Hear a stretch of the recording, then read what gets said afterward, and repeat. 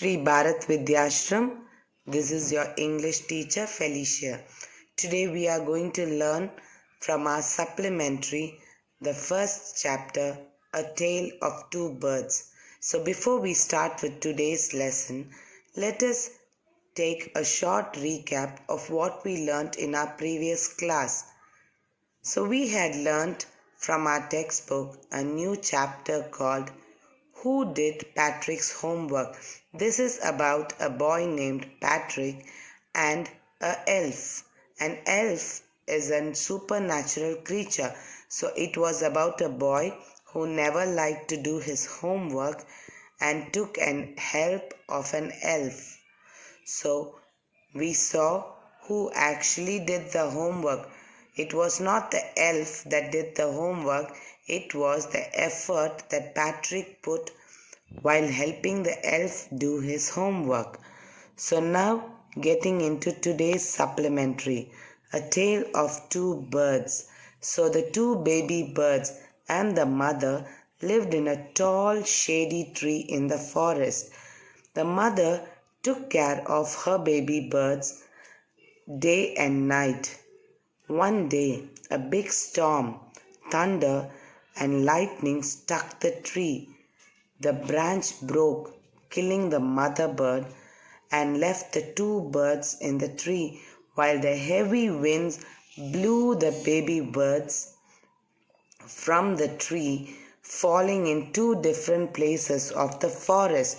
So the mother bird died when the branch broke, and the two baby birds were blown out in the wind, and one bird fell near a cave and another bird fell near an ashram.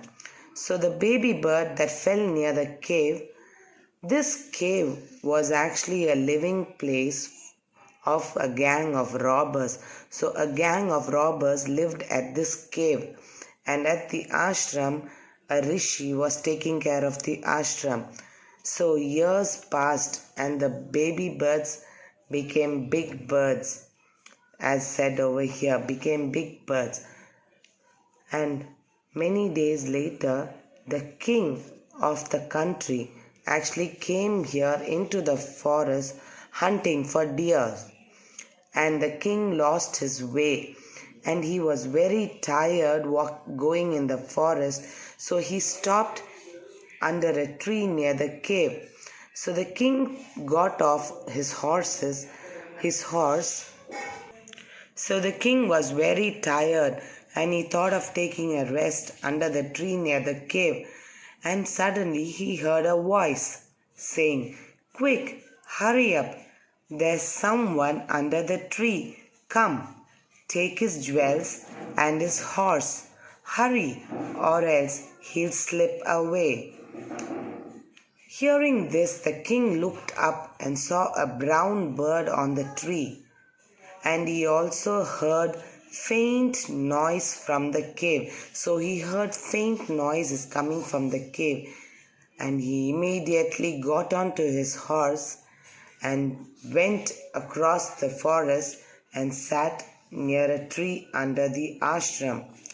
So he didn't want to take a risk at the cave as he heard this voice from a brown bird. And he went near the ashram and sat there. And then he heard a voice telling him, "Welcome to the ashram, sir. Please go inside and rest. The rishi will come soon. There is some water in the pot.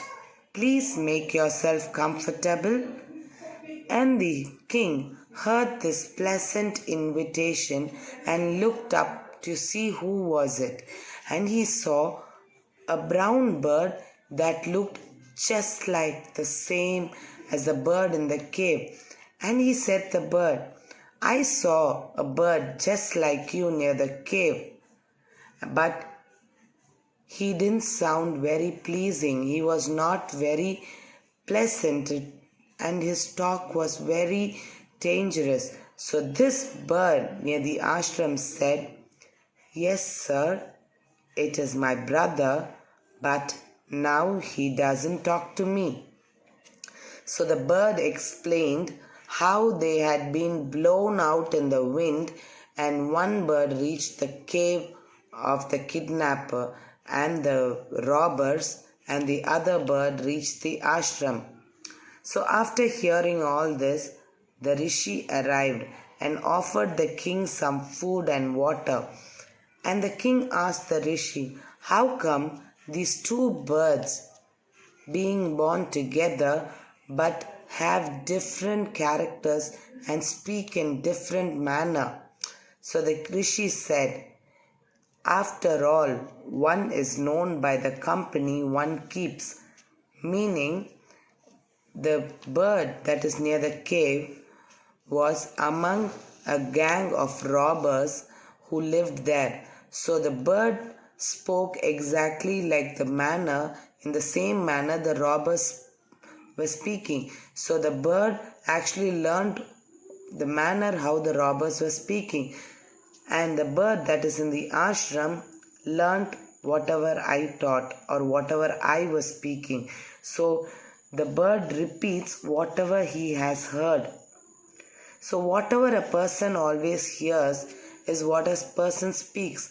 Just like the bird near the cave speaks like a gang of robbers, and the bird at the ashram speaks like the people in the ashram in a very pleasing and polite manner.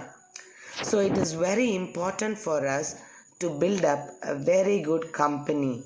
We should have a very good, polite set of people among us. So our character and our speech depends upon the company or the people around us. So this is for today's lesson, A Tale of Two Birds. So I hope children you have learnt a lot from today's lesson. So always make sure we have the right company and the right set of friends among us so that we learn and develop each and every habit in our life.